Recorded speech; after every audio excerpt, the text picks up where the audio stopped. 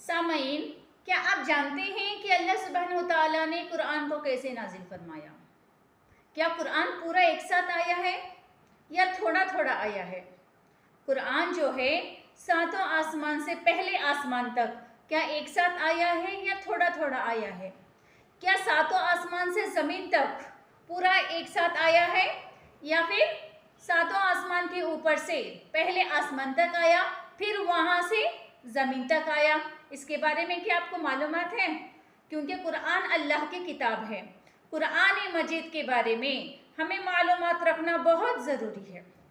اللہ سبحانہ وتعالیٰ نے قرآن کو جب نازل فرمانے کا ارادہ فرماتے ہیں تو اللہ سبحانہ وتعالیٰ سب سے پہلے قرآن مجید کو لوح محفوظ سے بیت العزت، یہ جو ہمیں آسمان نظر آتا ہے نا، پہلا آسمان، وہاں ایک گھر ہے بیت العزت، وہاں تک اللہ سبحانہ وتعالیٰ نے ایک ساتھ نازل فرمائے ہیں۔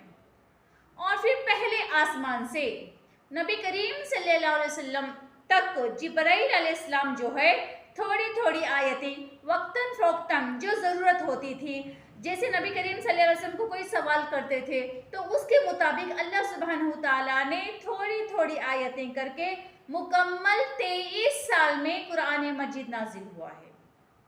قرآن اللہ کی کتاب ہے، اللہ کی بات ہے، تو اللہ نے اپنی بات کو جبرائیل علیہ السلام کے ذریعے ہمارے نبی تک پہنچائی۔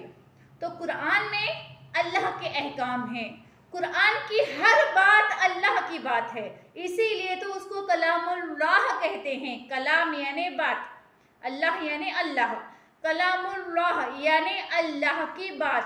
تو اللہ ہم سے کیا کہہ رہے ہیں؟